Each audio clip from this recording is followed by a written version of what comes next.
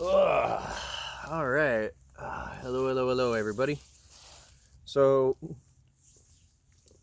been getting a lot of people asking about, asking if I could do some videos on some of the less well-known Celtic gods and goddesses. I've gotten some emails about people asking about gods and goddesses to help them as they try and kind of get onto this druidic, natural shifting, harmony with nature pathway.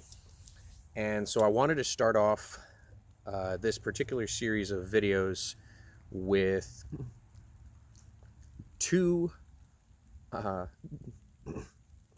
massive mainstream Celtic gods and goddesses that I use in my own personal practice. So, without further ado, here we go.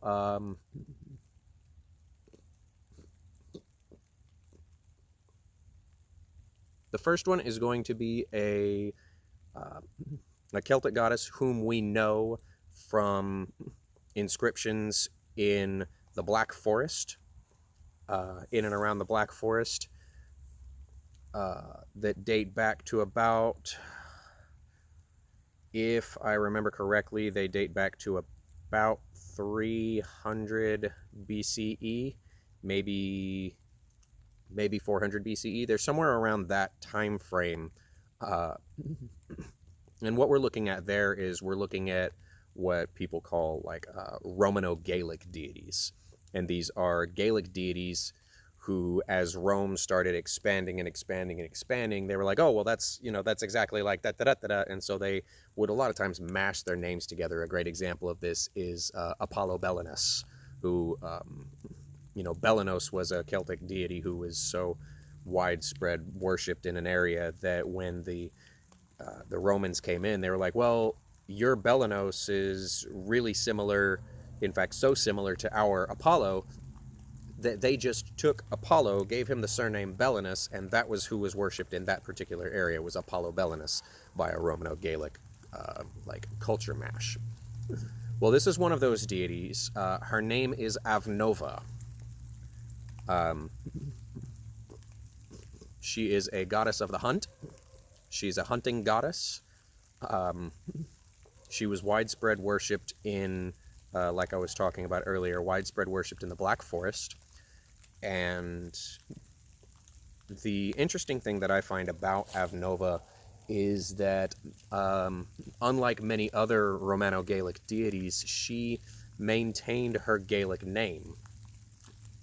Even though she shares some similarities with Diana or with Artemis, she maintained her Gaelic name in an area after the Romans spread into that area. So that is, to me, kind of fascinating.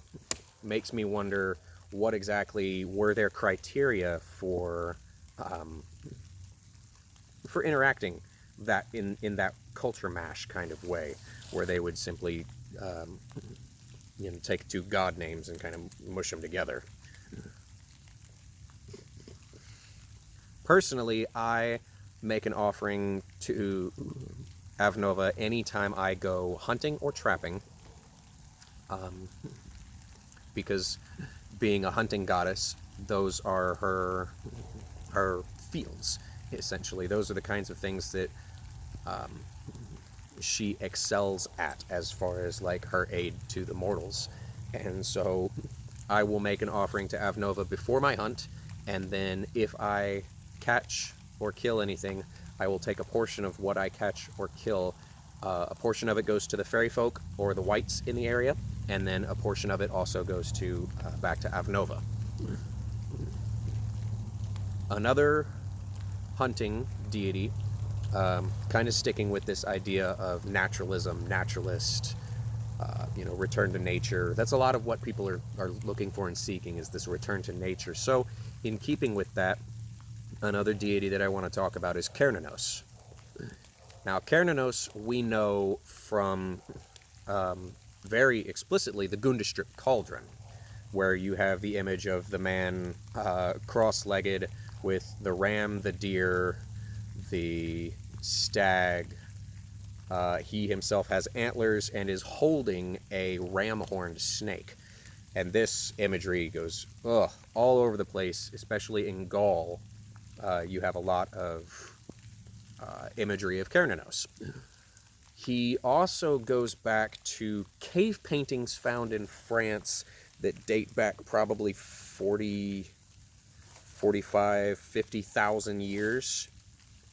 And these cave paintings depict a man surrounded by animals with stag antlers and a snake with ram horns. So it is interesting because that particular imagery goes so far back.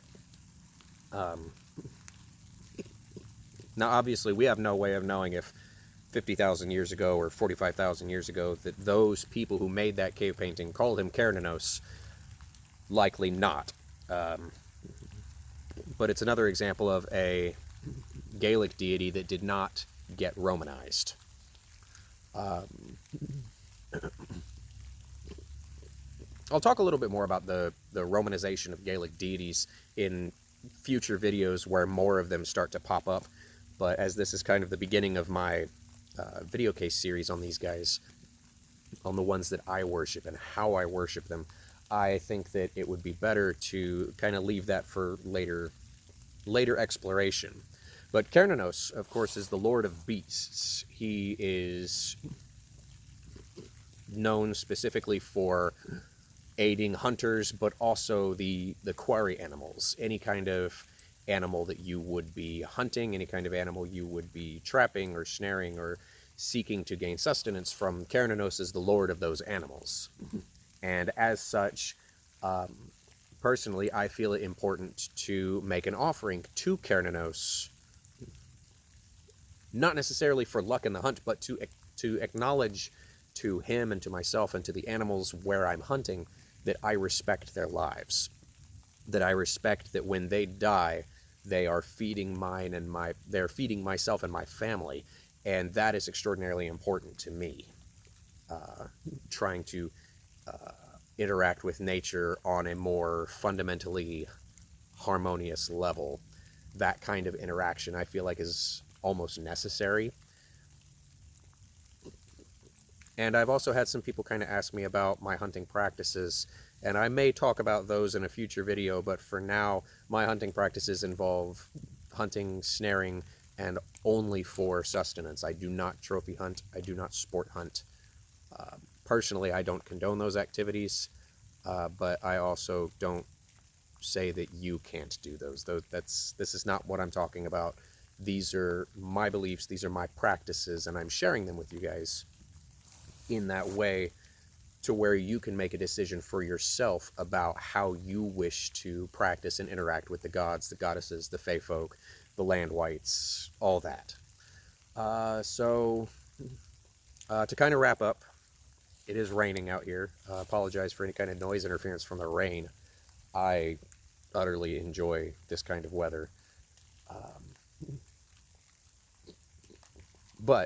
So what I want to do is, to kind of wrap up, I want to talk about, again, so this is Abnoba, and you'll be able to find the spelling for that in the name of the video, and Cernnunos.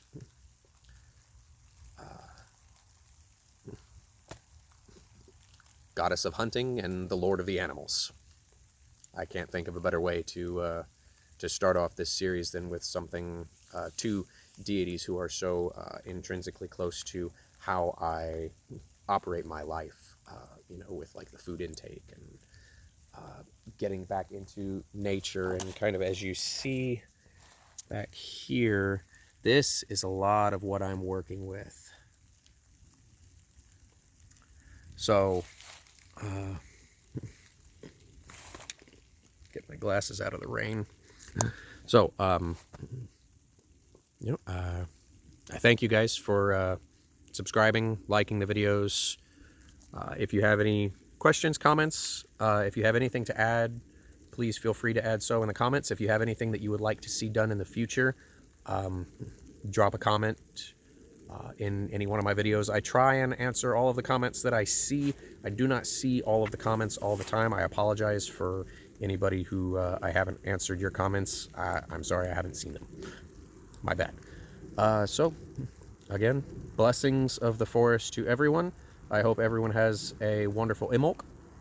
And speaking of, be looking out for my video on Imbolc and a little bit about what it is, what it's about, and how I practice it. So, all right. Blessings of the forest. I will see you all in future videos.